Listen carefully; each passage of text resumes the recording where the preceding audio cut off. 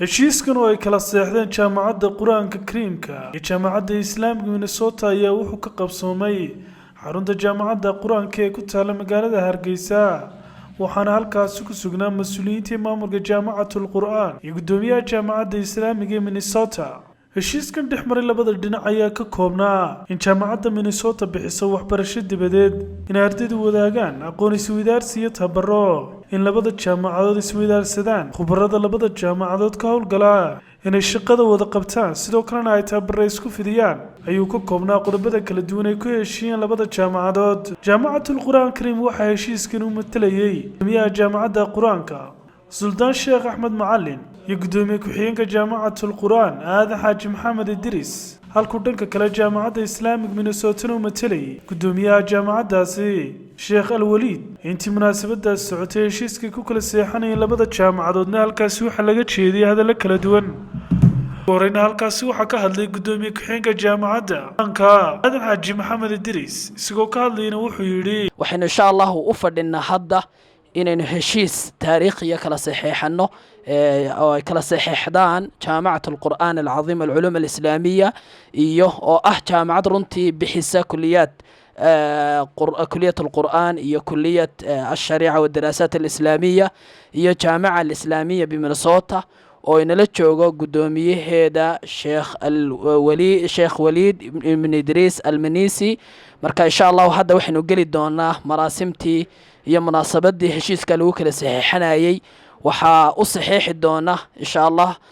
سيوقع للجامعة الإسلامية بمنسوطة رئيس الجامعة الشيخ الدكتور وليد بن إدريس المنيسي ويوقع لجامعة القرآن العظيم الشيخ السلطان أحمد الشيخ معلم إبراهيم. يسعدنا ويشرفنا أن نوقع هذه الاتفاقية للتعاون. waxa farxadno ah inaan maanta halkan ku saxeexno heshiis dhexmari doona labada jaamacadood ee kala ah jaamacatul Qur'aan iyo jaamacadda Islaamic Minnesota. heshiiskan oo aan kala saxeexnay anigoo ah Sheikh Waliid oo ah gudoomiyaha jaamacadda Islaamic Minnesota iyo gudoomiyaha jaamacadda القرآن العظيم شيخ سلطان أحمد علي إبراهيم. مينيسوتا بالولايات المتحدة الأمريكية ونسأل الله سبحانه وتعالى أن تكون هذه الاتفاقية باب خير وبركة على طلاب. ودمنا الكاس waxa ka hadlay gudoomiyaha jaamacatul Qur'aan Suldaan Sheekh Axmed Macallin oo ka warbixiyay heshiiskii kala seexdeen labadan jaamacadood. culimadeena sharafta leh quraada ah ajillada ah inooga timid meel fog ilaahay dartii تعظيم القرآن الكريم ولأجل الأمة